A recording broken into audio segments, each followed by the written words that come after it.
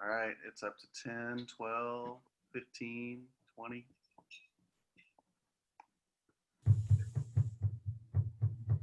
Well, we know it's more than our immediate family. That's good. Yep, I think we're actually live. We are live.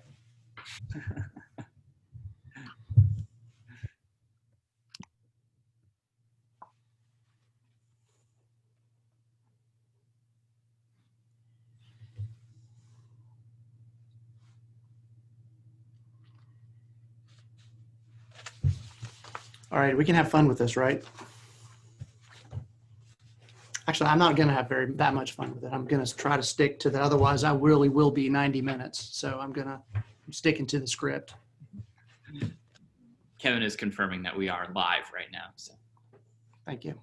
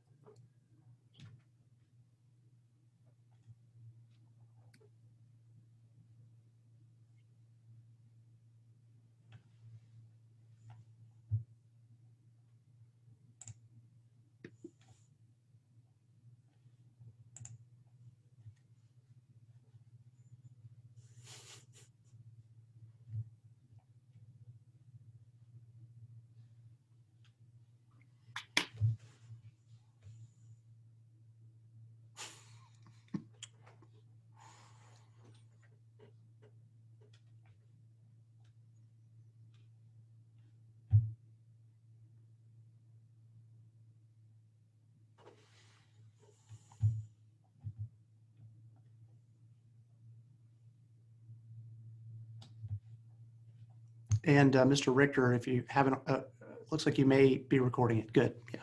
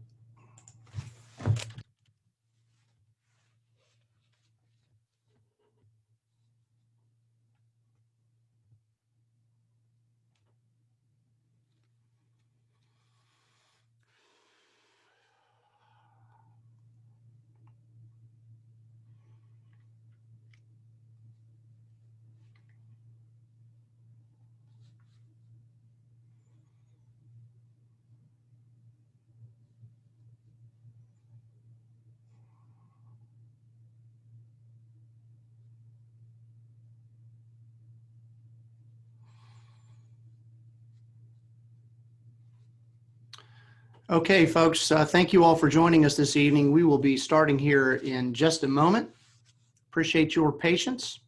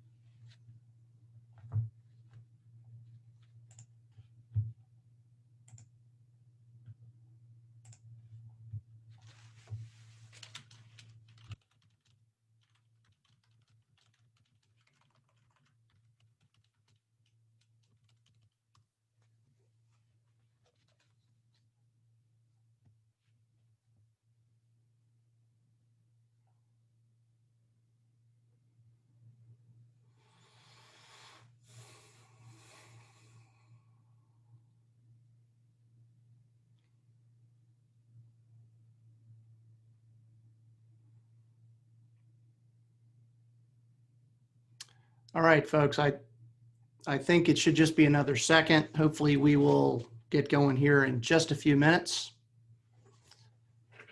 Once again, we appreciate your patience. Glad you're joining us this evening. Looks like we have upwards of 250 folks on the call. That's awesome. And we will start with our presentation momentarily.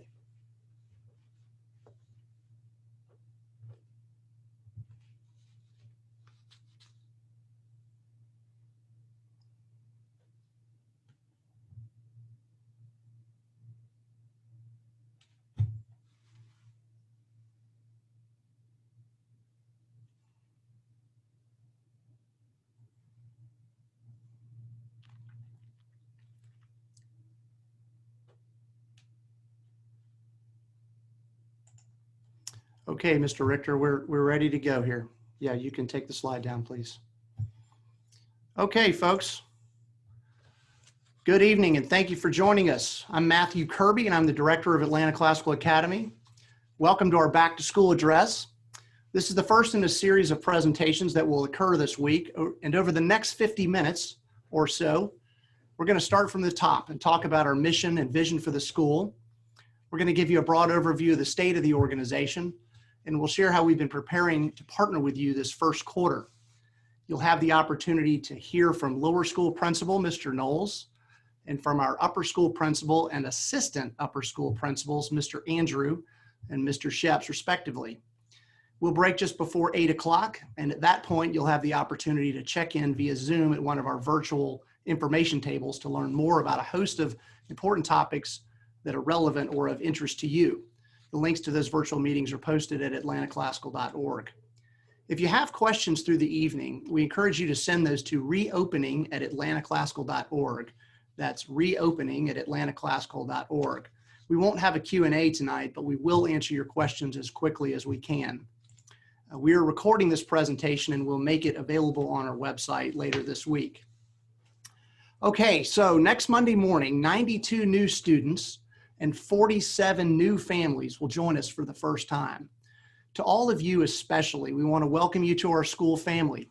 We know that stepping into a new school with new teachers and new friends can be challenging, and our intent is to make this transition very smooth and welcoming and encouraging for students and for new parents. And so if at any point we can clarify things for you, please let us know. In most cases, the best place to start will be with your teachers or with your coach or a program leader, but you can find contact information for everyone on our team at atlantaclassical.org under the About menu screen. There's another group I'd like to address up front, and that's all the students and parents who are feeling anxious, worried, maybe even upset by the prospect of another quarter of virtual school environment that is just one Zoom call after another. We want you to know that we sympathize with you, and we're not going to pretend that circumstances are ideal, but we're in this together, and we're going to combine a thoughtful plan with some grace and encouragement with one another and a willingness to be flexible. And we're going to get through this together, and we're going to be stronger for it. I want to talk about the mission of our classical school because we're going to be most effective if we as a community of families are working together towards the same ends. But before I do that, let me set the scene and talk about the things that we all have in common. Atlanta Classical was founded in 2014 by a group of Atlanta parents who wanted a specific kind of school for their kids. They wanted to make that school available to all Atlanta families, and that's what's happened. We're a group of regular people living in a great American city, and we're trying to live the best lives that we can, and we're trying to prepare our children to thrive in the world and to build happy, productive lives with meaning and purpose. But right now, perhaps more than ever, we're in a battle with forces that seem to turn against us at every turn.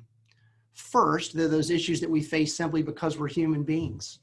You know, financial stress is real. The job market is changing and uncertain.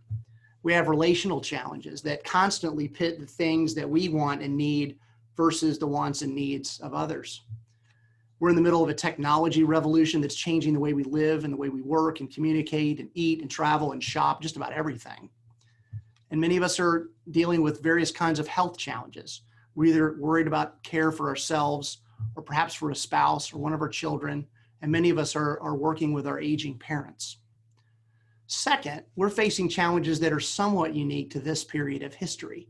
We're, after all, in the middle of a global pandemic, and racial tension is raging all over the country. And of course, you may have heard it's an election year. Third, there's this battle of ideas that's been informing the way that we live and think and communicate. To go into depth about these is something that we really should do as a school community. But for now, let's just look at the results. Anxiety and stress and depression and self-harm are at an all-time high among teenagers and young adults. The nation is divided along political lines. We're debating two dramatically opposed political ideas that will say much about our future. We're not communicating very well with those with whom we disagree, and increasingly we are not communicating at all. Many have rejected that there is any kind of objective truth or goodness or beauty worthy of our esteem, and I could go on and on. As parents, we're wading through all of that, and we want more than anything to be good parents to our children, and we've had hardly any time at all to consider one of the most fundamental questions, a question that the Athenian philosopher Plato asked 2,000 years ago. He said, who's going to teach our children, and what should we teach them? Well, that's right where Atlanta Classical Academy wants to step in. We want to partner with you, Mom and Dad, to form strong young adults who are prepared to thrive in the world. Our mission, as many of you know, is to train the minds and to strengthen the hearts of our students. And we do that through a classical content-rich curriculum that emphasizes virtuous living, traditional learning, and civic responsibility. In a phrase, we're here to form intelligent, virtuous citizens. We don't experiment with the latest educational fads. Rather, we follow a time-tested curriculum and an age-old idea that is captured in our Latin motto. It says, virtus scientia felicitas. The idea is that virtue, or habits of excellence, plus knowledge lead to happiness, which is, by the way, the real purpose of education. We emphasize 6 core virtues: courage and courtesy, honesty, perseverance, self-government, and service. We believe in the inborn worth of every student, and we believe in providing equality of opportunity to every child and family who would choose to be here. Our promise to you is to surround your children with kind-hearted subject matter experts who will teach and model virtue and the pursuit of intellectual and personal achievement. E.D. Hirsch Jr. is the author of a book called Cultural Literacy, among others, and he's a leading expositor of the benefits of a classical, content-rich curriculum. And it's his academic framework that's really the foundation of our K-8 curriculum. he makes a very important statement that has been on my mind lately. He says, "A nation is best unified by being taught in childhood the best things in its intellectual and moral heritage." I'm going to read that again. He says, "A nation is best unified by being taught in childhood the best things in its intellectual and moral heritage." Isn't that what we need right now to be a more unified nation? Can you imagine if students and families everywhere came together, not excusing or covering up or ignoring the mistakes and injustices in our past, but to celebrate the very best things in our nation's intellectual heritage, and to lock our hearts onto the very best of our nation's moral heritage? We'd have to spend some time deciding what those things are, of course, but that in itself would be a very engaging conversation. Imagine what it would mean for a group of seniors to graduate every year in every state, knowing the story of our country, having a well-informed opinion and being able to articulate the very best things of our heritage, knowing how to read and to think and to write and to speak with facility, having considered carefully what it means to live well. Well, that, my friends, would be a beautiful thing. And that's what we hope to do right here with you. We're far from perfect, but we share these lofty ideas so that we can hold each other accountable for pursuing these things, because it would be very good for our students, good for our communities, and ultimately good for our nation. Okay, I'd like to shift gears a little bit and spend the next few minutes sharing a general update on the state of our organization. First, a word about our board of directors. The purpose of the board of directors is or the governing board, is to ensure that the school achieves its mission while operating within the parameters that are established by law, by prudence, and by our charter agreement. Our board is led again this year by Kat McAfee and Vice Chair John Jett, and our secretary is Lisa Wood. And returning this year are Joe Sandifer and Leo Smith. We have two new members to the board this year. One is Elaine Tapp, and the second is Chris Kirk, who will serve as our treasurer. You can read all about our board members at atlantaclassical.org. Board work is hard work, it's time consuming, and it's often thankless, and we're very fortunate to have attracted this talented team. Next, a word about our authorizers and our relationship there too. We're funded via a charter agreement, which is a three-way legal agreement that runs between the Georgia Department of Education, Atlanta Public Schools, and our board. And we're presently starting the second year of the second 5-year term. And I'm pleased to report that we're in good standing with all the provisions required of us in our charter agreement. Finances. Okay, the financial status of the organization is that we are healthy. We finished last year ahead of budget. We retired the loan that we had taken on our modular buildings. The board approved a year-end bonus to our employees that was just under 3%. We have over 180 days of cash on hand, and we are compliant with the provisions of our loan documents and audits. Looking ahead, despite the concerns that funding will be impacted by the economic downturn caused by the response to COVID-19, we expect to receive approximately $12,200 per student on a blended basis, and we project net revenue to exceed 2.5% after we fund the board's contingency reserve requirement. In this year's budget, we have over $200,000 set aside for COVID-19 related contingencies. We're investing in facilities improvements like adding office space. We're improving the nurses clinic. We hope to restripe the parking lot later in the school year. We're replacing, upgrading, and adding to our inventory of computers and networking equipment. We're making aesthetic improvements to hallways, classrooms, and the playgrounds and the front lobby. And we're improving security lighting around the property. I'm pretty sure we have eliminated most of the yellow paint, by the way. Some of you may be pleased to know. We have about $100,000 set aside for professional development and advanced degrees for our employees. And we hope over the next couple of years to double that budget, because feeding the intellectual development of our teachers is a great way to keep the very best ones. And it has a direct positive impact on the quality of instruction and the enthusiasm for learning that our teachers bring to our students, your children. A quick word about the general fund and our annual Cavalier campaign. First, For those of you who contribute to last year's fund, I want to say thank you, thank you, thank you. Because of your generosity, we raised over $330,000, which exceeded our goal by over 30%. These dollars ultimately support athletics, the arts, and other activities that promote friendships and conversation, the development of character, and this year, computers and technology that ensure that every student has what's needed to thrive in a virtual environment. Over the next couple of weeks, we'll be launching our annual Cavalier campaign. But until then, if you have questions or would like to learn how your business can support the school through the Business Partnership Program, please visit with Dudley Franklin at her virtual information table after this presentation. Our goal this year is to reach 100% participation in the Cavalier campaign. Okay, a quick word about enrollment.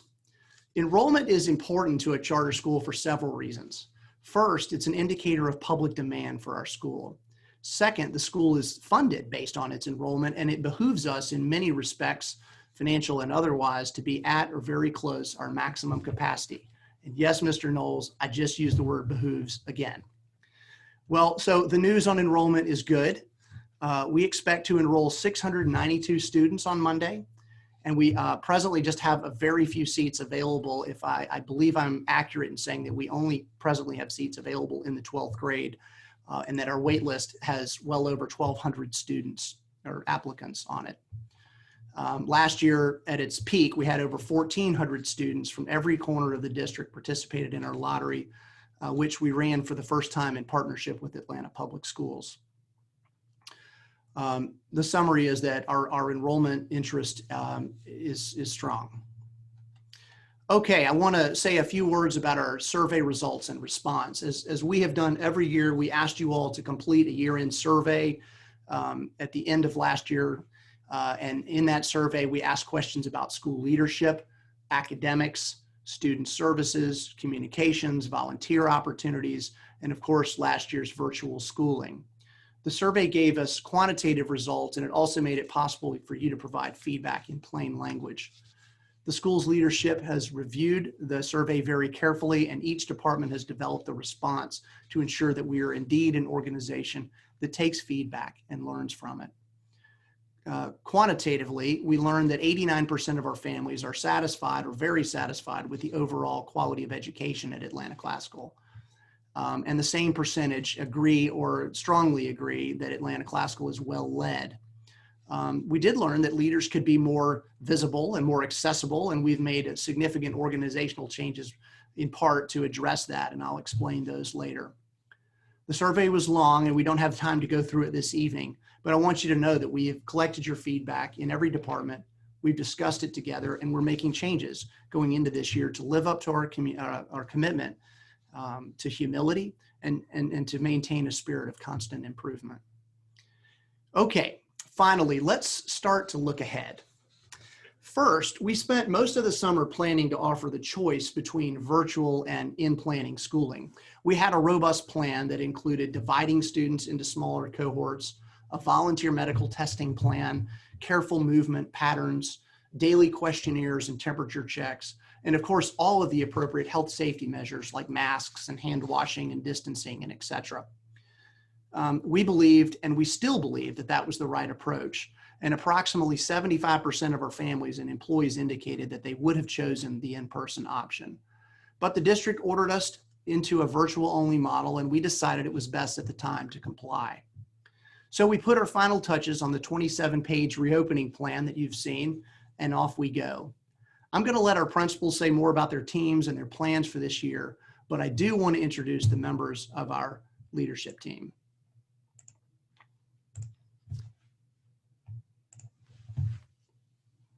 All right, Mr. Knowles will serve this year as our lower school principal, where he will oversee the K-6, all the faculty in the K-6 grade range and the support staff.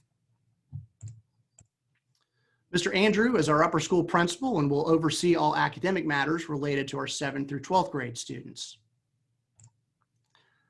Mr. Sheps will serve as the assistant upper school principal, and as Mr. Andrews' right hand, he will manage upper school culture and discipline and student government and student life. And also, by the way, let's congratulate Mr. Sheps, who pressed send on a 51-page, 16,000-word master's degree dissertation just a few hours ago. Congratulations on that, Mr. Sheps. That's a huge, huge achievement.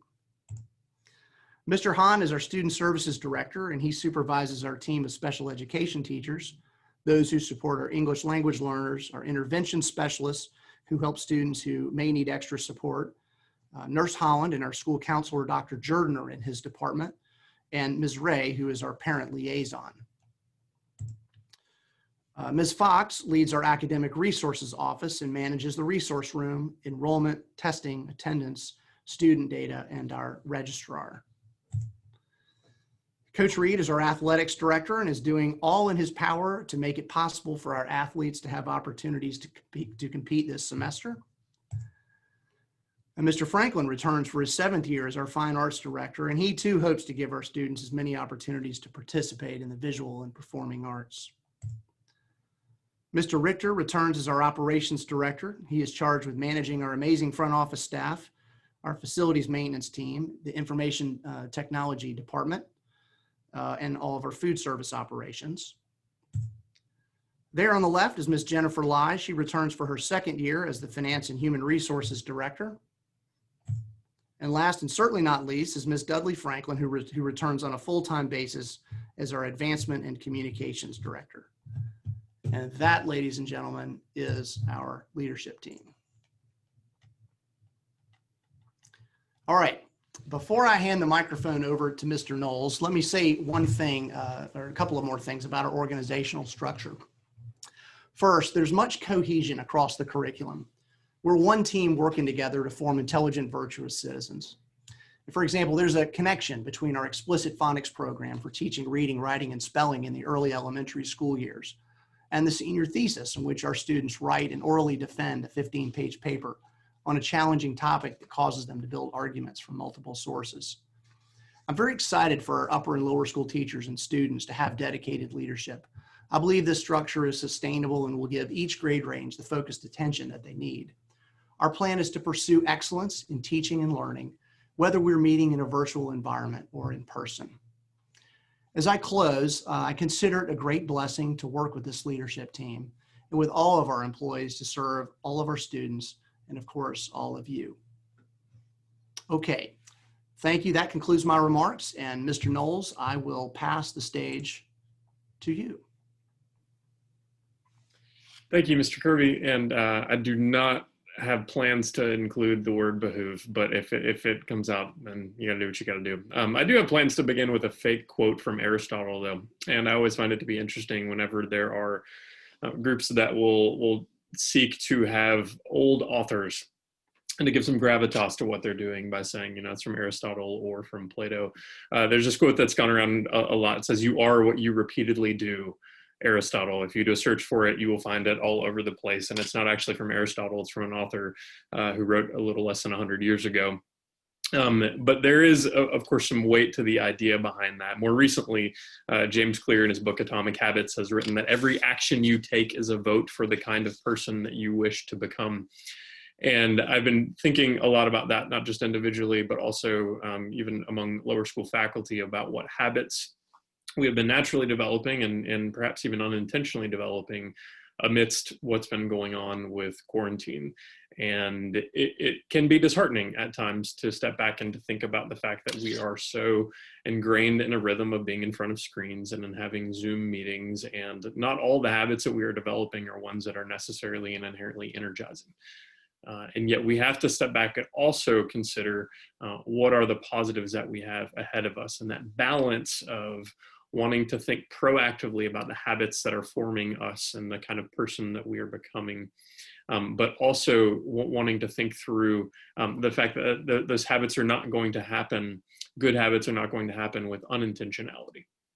We have to be diligent, we have to be careful, we have to spend a significant amount of time asking ourselves who are the kind of people that we want to become, and how is the current setup that we have, how we're doing education, going to contribute either positively or negatively toward who we are becoming. And the reality is, when we're thinking about what is ahead of us, yes, we of course are going to feel the challenge of it. Of course we feel a sense of wanting to do more than we're able to do. Of course, we have all of those ideas, and yet at the same time, we have a significant amount of optimism and positivity about what's ahead. And we were using a phrase a lot in faculty of relentless optimism, like we will find what is good amidst what we are doing. And among the silver lining of what we see and what's ahead is that this whole process has really forced us as a faculty to consider what are the most important things that we are doing. There is frankly not time to do all the things we would like to do. We believe that what we do during a normal school day, it all matters.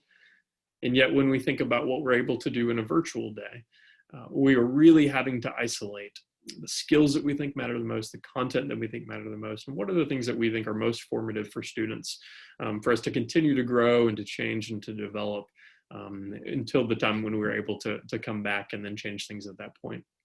And it follows that our schedules that we have, both in lower and upper schools, are intended to reflect the priorities that we have as a school. And so you would find, if you're looking at the lower school schedule, for instance, that we begin each day with a check-in meeting with each student's homeroom teacher. And with these classroom teachers, they'll be beginning the day to connect with students, to give some thoughts about the day, not only scheduling wise, and is not just to kind of lay out the logistics of a day, but also to really give some thoughts about what does it mean for us to focus on what matters the most. How is it that we consider the nature, for instance, of what virtue is? And how does that impact us as we spend a lot of time both doing individual work and working in small groups virtually and spending time working with teachers and listening to teachers? What does that look like to develop virtue, for instance? These beginning of the day meetings are really intended to set a tone for students and to give an opportunity to connect as we recognize that there is a day of learning that ensues. In addition to having that beginning of day meeting, we're of course going to continue to focus in on everything related to language arts and everything related to math in particular as well. We'll also have a science and history block, and we'll be able to spend some time with fine arts as well, with art and with music. And while the shape of these subjects is going to look different, we do recognize that we're able to make significant contributions in our own learning as we walk through using the tools and the technology that are available to us. And so that schedule that we'll be pursuing each day is intended to reflect our priorities. That we're a place that values the importance of content, and we're also a place that values the importance of being shaped by the habits and skills that we develop. And we want to be clear that none of this is going to be possible without partnership with parents. This is always the case, whether we are in person or not, is that our partnership with parents is absolutely central to what we are doing. And it is all the more clear to us as faculty that our leaning on parents is going to be significant. You might hear that in different ways. Some of you might be thinking, but yes, but I can't teach my children every subject. Like, I don't know how to do this, and I've tried to do it, and that's okay. We are here to teach your children. And we're here to lean on and partner with you in the education of your child. As we think through this, one of the ways, for instance, this could look like for the lower school is that you'll be hearing from teachers about what it would look like for us to think about virtue in a school day. We're not able to see the sort of interactions that we would want to see in the normal rhythm of a day. And so when we would be on a playground with students, or we would be in a lunchroom or transitioning between activities in a classroom, often what we're looking for is to see those little ways in which students are interacting, ways in which they might be cleaning up after each other or not, ways in which they might be speaking to one another or not, ways in which they might be including one another or not. And we look for those kind of things and look for opportunities to make sure that we're considering the nature of what virtue looks like lived out in the daily, in the mundane.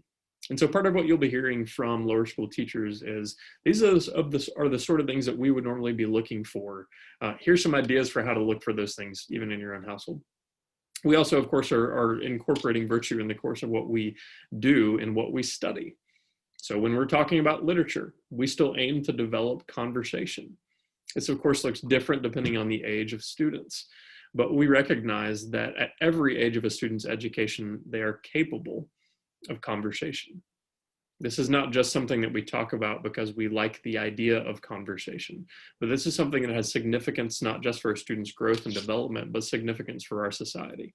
As Mr. Kirby mentioned, we're in a place where even political rhetoric, it's so rare to find civility.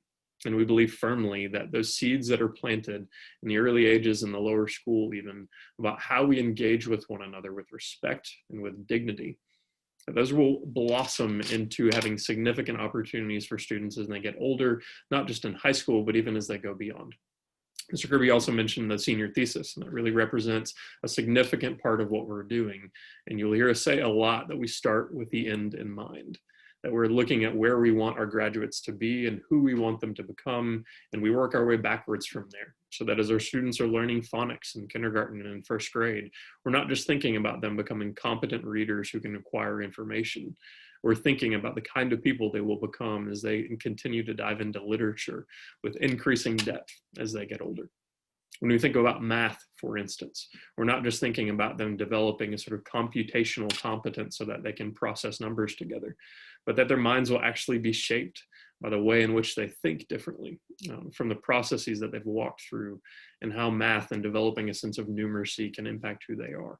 The whole time we're wanting to consider the whole person, what it looks like for students to become whole people, whether they are 5 years old or 18 years old. And that whole process fits together beautifully when we consider, especially starting with the end in mind. I have a particular amount of excitement to talk just very briefly about the faculty that we have who are starting this year. The faculty, as you've heard us say before, are the most important component of what we are doing in delivering on our mission day to day. And they, in partnership with you, are really seeking to educate the hearts and minds of all of our students. We have 4 new faculty who will be joining us in the lower school this year. In kindergarten, Miss Eugenie Hale is joining us from Atlanta.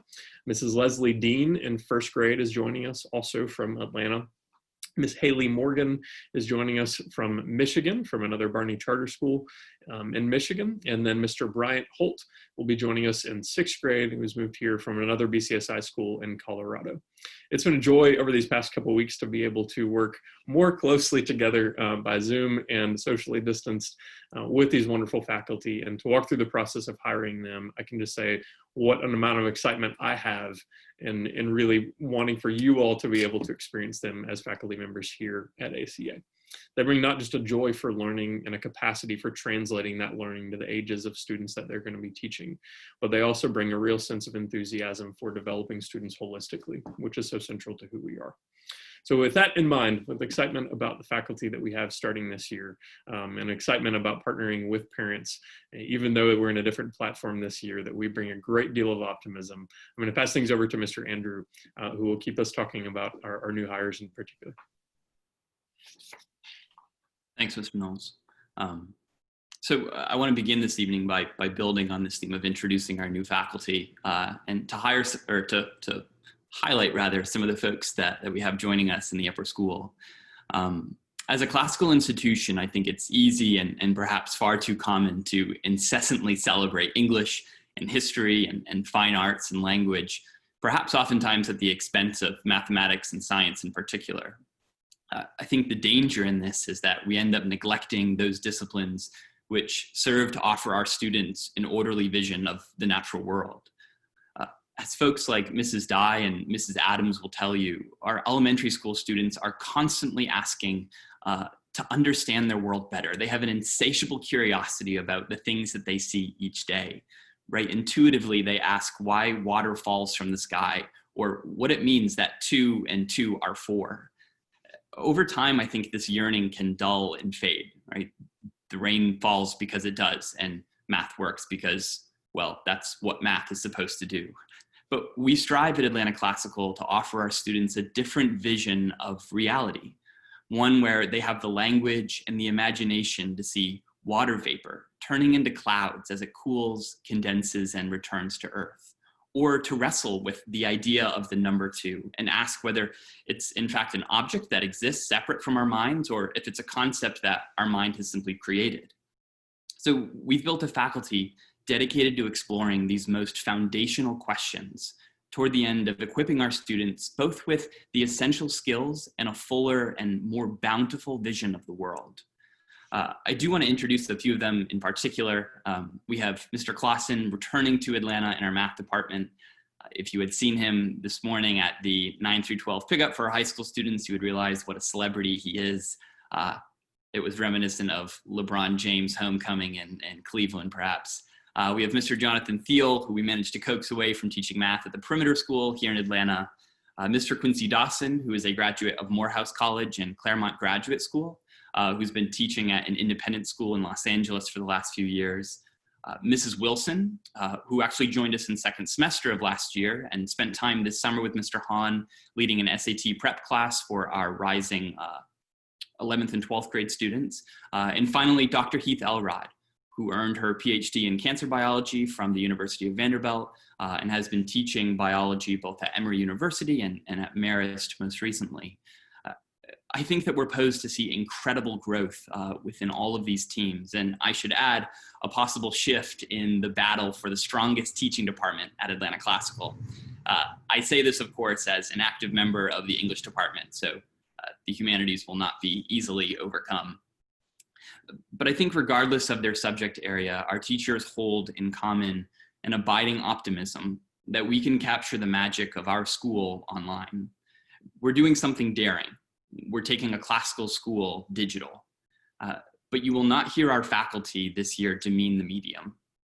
Through live classes, through individual tutoring, through small group advisories and some serious technological improvements, we're going to continue the serious work of shepherding our students in their pursuit of an education. And we think we've positioned ourselves well to do it. As the first day approaches, I've found myself reflecting on my own first year at Atlanta Classical.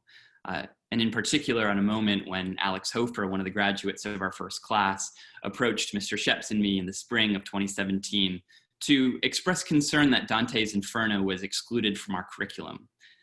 Whenever I say this out loud, I'm struck anew by how bizarre this experience was. It's disorienting, sort of discombobulating as a teacher to hear a 15-year-old worry about leaving his school with an incomplete education because he's failed to read this great Italian epic. So Mr. Sheps and I responded by opening up a couple weeks in June and July of 2017 when students could spend 3 hours a morning with us discussing, of all things, the Inferno. And I suppose there was something special about exploring Dante's great descent into hell in the middle of an Atlanta summer. We ended up with something like 40 students who opted to join us. And I share this story because I think it says something special about the character of our upper school, but it's also an excuse to read the opening lines of this great poem, which I think are perhaps instructive as we begin the school year together. So Dante writes, "Midway in the journey of our life, I came to myself in a dark wood, for the straight way was lost. Ah, how hard it is to tell the nature of that wood, savage, dense, and harsh. The very thought of it renews my fear." So the reader meets Dante in what ancient philosophers would call a moment of aporia, an encounter with an impassable obstacle to understanding. Dante, we come to learn, is in the midst of a kind of literal and metaphorical wilderness. In just the first 50 lines, this pilgrim is impeded by encounters with a leopard, a lion, and a she-wolf, and he quickly begins to flee from his path until a figure emerges, and he writes, "In the wide silence." It's Virgil that steps forward, the great Roman poet. And Dante calls out to him, naming him both a teacher and then, oddly, an author. And it's the second description that I'm most interested in. Virgil is qualified to assist Dante on his journey because, while removed 1,200 years in time, he has helped to author the story of Dante's life. When our students begin to populate Zoom calls on Monday morning on the 24th, the faculty understand that we, like Virgil, are meeting them in the midst of the journey of their life, when they perhaps are lost in a strange and dark wood. And as teachers, as guides, we must help them understand the story of their lives as they reconcile themselves to something deeply unfamiliar and uncomfortable. The fundamental pattern of their lives, perhaps the first pattern, returning to school each August, has been disrupted. In the earliest years of an education at Atlanta Classical, as our students read Tom Sawyer with Mr. Holt or Fantastic Mr. Fox with Miss Markwell, they're enraptured by story, right? They return home and they imagine themselves as Tom, convincing his friends to do his work on his behalf, or perhaps even Mr. Fox swiping another chicken or gallon of apple cider from Bogus Bunsen Bean. But as students continue in the upper school, another story begins to take shape, and it is one of their own making, one where they exist as the central character. And it is the teacher's responsibility to help them both tell and interpret their story. And this work is uniquely critical in a semester when the current chapter seems impossible to understand, a shared moment of aporia. To briefly return to Dante, in the midst of his opening lines, he turns to the reader and says of his own experience, "It is so bitter, death is hardly more so. But to set forth the good that I found, I will recount the other things I saw." The reader senses here that the arc of the story bends toward a final salvation for Dante, and the act of telling it out loud, of sharing his story, is somehow redemptive. As I reflect on the story of my own education, it begins in first grade, when my mom discovered me in bed, crying over the death of old Yeller. She would tell me years later that the books that I read and the people with whom I read them would shape who I became. This, as with most things my mother told me, proved to be very true. And when I found myself in college, with Mr. Sheps, with Mr. Holt, with my own wife, I began to realize that they too were authors of my story. So we're gathered now here at Atlanta Classical, on the eve of this first week of returning, to offer this same thing to your children, not merely to give them a voice or a cause, nor to suppress every worry and every difficulty on their behalf, but to teach them, as Dante would say, to set forth the good that they will find in this semester, and to tell a noble story about their own lives. Thank you again for joining us this evening and for spending some time learning about the upper school. I'm now going to turn things over to Mr. Sheps, who again is joining us as assistant upper school principal this year. Hello, everybody. I am Mr. Sheps. I am new in a way, having returned only recently, but old in another. I taught literature at ACA for the first 5 years of the school. With those 5 years and having gone away in mind, I want to ask you for a moment to indulge me. I'm going to read you a few lines of a poet, and this is the author that I just wrote my dissertation about, which again, as Mr. Kirby mentioned, I turned in very recently, a couple hours ago, and am experiencing the commensurate lack of sleep and food that often goes along with turning in a paper, especially a very long one. But here are just a few lines that he writes about a sailor returning home after a long voyage. "And a bird's early song welcomes the traveler home. All seems familiar. Even the word or the nod caught in passing seems like a friend's. Every face looks like a relative's face." I wanted to read those tonight to try to summarize the experience of what it's like to return to ACA, having crossed and recrossed an ocean to Scotland and back. And though right now I'm in a room alone in silence and not seeing any of y'all's faces, there's a deep feeling of community that is associated with Atlanta Classical as I think about it. And I spent the year away imagining all the faces that are like relatives' faces that have come to populate my imagination as a result of getting to experience Atlanta Classical Academy since its inception. So this author, Holderlin, he writes about a homeland and this homeland being a place where you might see every face as a friend's and as a relative's. And a homeland is defined in many ways by its practices, by what is done in that place. These practices are essential to generating a community in which every face could be called a friend's, every face could be called a relative's. And this kind of highly abstract, poetic segue is how I want to actually talk about discipline.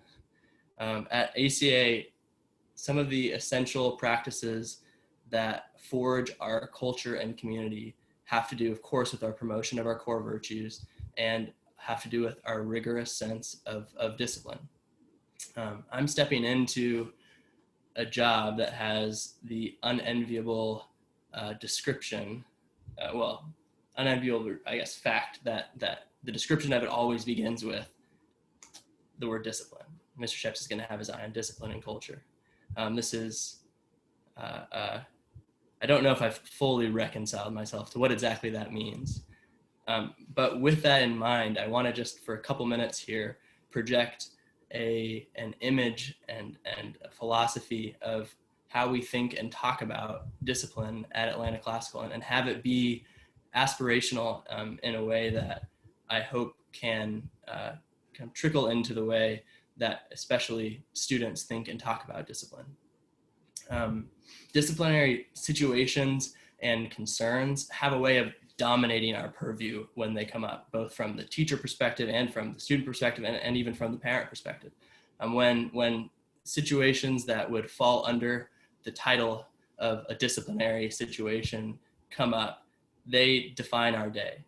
Right? They kind of take up an outsized place in our imagination. However, or with that in mind, I suppose, it's important to recall that discipline is a means to an end at Atlanta Classical. It's of secondary concern to our ultimate mission of cultivating intelligent, virtuous citizens. Right? It's a step on the way to that. It's a part of the story of an education that a student will tell. And interestingly, such situations, especially the ones that are even more significant, have a way of being these monuments in a student's story. They'll recall when they ran afoul of our sense of discipline, our standards of discipline at ACA. And those are often the catalyst for some of the most interesting conversations that kind of line themselves up like a string of pearls in the course of a student's education. I think it's also both because disciplinary situations can be so dominant. It's important to keep this in mind. It's also interesting to keep in mind that our particular policies are somewhat arbitrary. God did not hand Moses the 11th commandment that said, you must hand out pink slips to students as the way that you do discipline. Plato did not write in the Republic about white and blue polos, right? Although I suppose I could misquote him and attribute that to him. However, the design behind what we do at Atlanta Classical is not accidental. Every particular policy that we've put in place is ordered toward eliminating a barrier to great conversations, because we believe that great conversations are the essential engine of an education that's going to form an intelligent and a virtuous citizen. Right? So the mission always, always, always remains to cultivate intelligent, virtuous citizens in mind and character as a result of the education and the culture that exists at Atlanta Classical. So to kind of flip to the other side of the coin, often I think discipline is the negative formulation of what I will have my eye on. The positive would be culture. And I think I will try to prefer speaking in terms of culture whenever possible. And the guiding principles of our culture are really the same. It's this emphasis on excellent conversations being formative. And there's also a large emphasis that we have on student leadership and on especially the virtues of courage and self-government. And so as a part of fostering a culture of conversation that emphasizes, prioritizes courage and self-government, we want to allow students to lead. One particular example that I want to mention, given the current environment, is a club that's going to be started in the upper school this year called Frederick Douglass Society. This is going to be a club that has as its focus the promotion of diverse voices in the student body. It's going to focus on holding one event per semester in which papers will be given by students on a topic that revolves around identity and, again, the promotion of certain voices. I'm really excited to see what happens as a result of the courage and self-government that some of the students that wanted to start this club have already displayed. And I would kind of ask you guys to be on the lookout for what this club does, but also to recognize generally how gifted our student leaders are, how ambitious they are, and the eagerness that they're showing even amidst this remote environment. I've gotten already many emails asking to launch clubs that would be especially targeted around our remote environment. And every time that one of those comes in, it's so pleasing to know that these are the terms that our students are thinking in because of their courage, because of their sense of self-government. This is what characterizes them. So with all that, I thank you for the welcome back that I've received as I return from afar. I look forward to it being in person, and I kind of, as the last principal here to speak, I thank you guys for listening to Mr. Knowles and Mr. Andrew and I setting out a mission and philosophy of the school, and I will turn it back to Mr. Kirby for a final word. Thank you, Mr. Sheps, and thank you, Mr. Andrew and Mr. Knowles. I hope everybody enjoyed hearing from y'all. I know that I did. I'm always inspired and encouraged by your care for our students and your authenticity and the example that you set. Okay, it is just 5 minutes to 8, which means we are amazingly right on time, which is awesome, especially since I went a little bit long, which I know was a tremendous shock to these 3 gentlemen. Okay, so here's the lineup. Tomorrow night, we have a continuation of our lower school gathering. There are breakout sessions starting at 7 o'clock, all for lower school. There's 3 different sessions, one at 7, then 7:30, then 8. You can find, okay, so that's tomorrow. Wednesday, we will have a similar evening geared towards the upper school, and those gatherings, there are 5 of them, 7, 7:20, 7:40, 8 o'clock, and 8:20. And you can find all those links on atlantaclassical.org. But want to draw your attention right now to the virtual information tables that we've established for you all. And so we have topics covering the PTCA, our volunteer organization. There's a development table related to fundraising and business partnership program. There's a table by Chef Advantage, our food service provider, the YMCA, the school nurse, Nurse Holland, and is there to talk about the HOSA Club, among other things.